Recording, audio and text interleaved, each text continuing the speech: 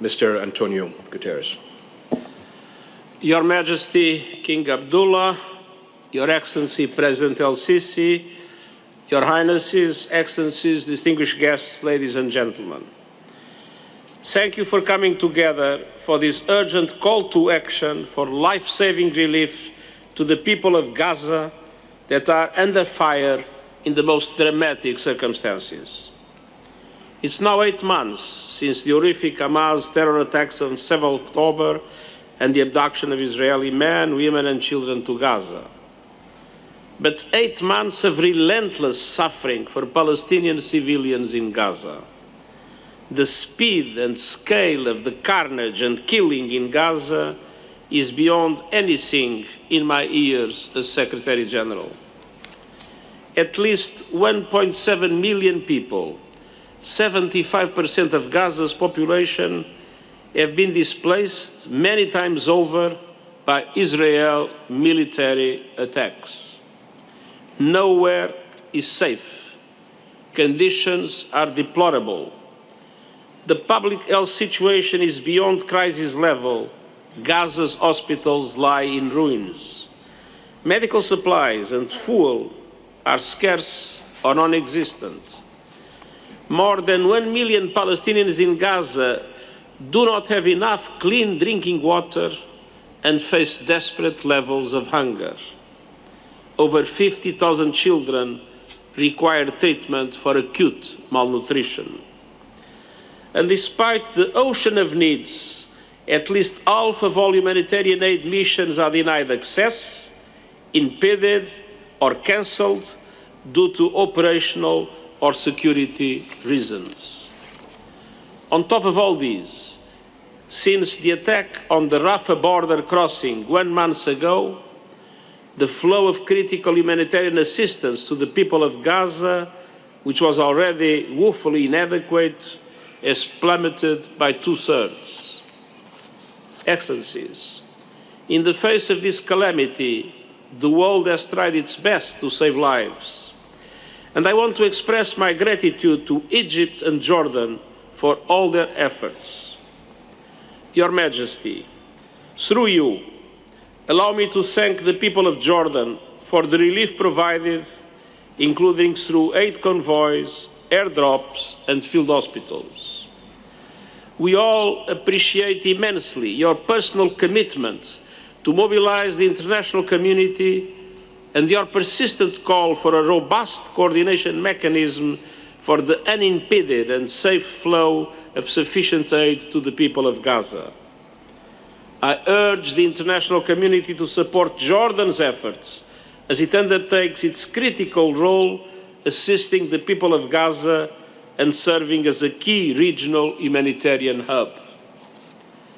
President El-Sisi, I also want to commend your critical leadership and that of the government and people of Egypt, not only in supporting humanitarian relief to the people of Gaza in so many ways, but also for your pivotal role in seeking an end to this tragic conflict and building a foundation for sustainable peace.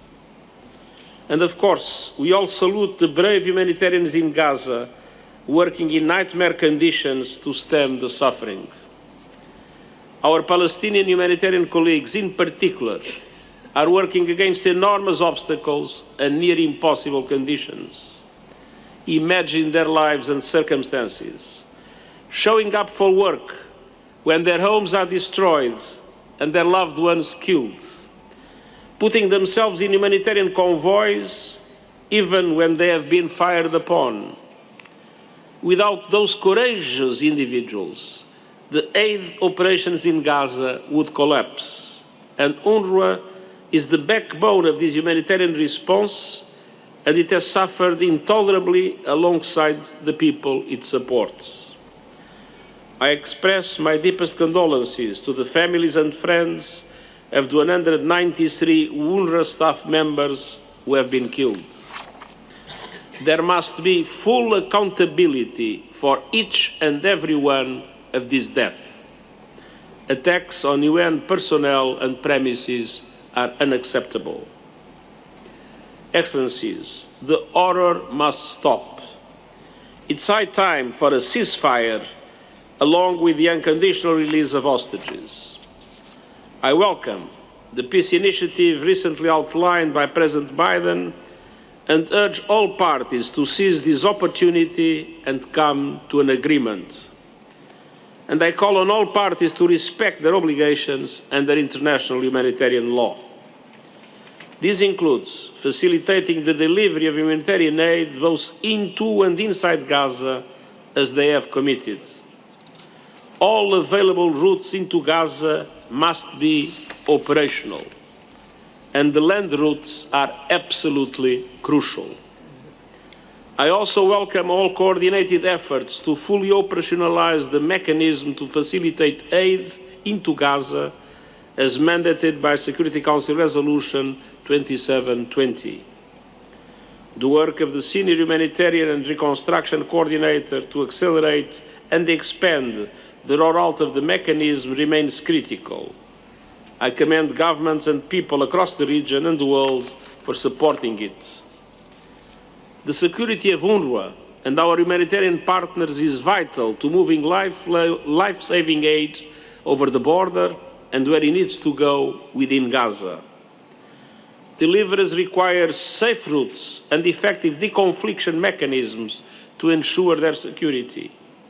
They require unimpeded access for security and communications equipment, commensurate with the risks of working in a war zone. They require immediate efforts to clear routes inside Gaza, which are littered with mines and unexploded ordnance. Civilians must be allowed to seek safety, and civilians and the infrastructure they rely on must never be militarized or targeted. Excellencies, I also call for the world to stand united to safeguard UNRWA in the face of outrageous and relentless attacks.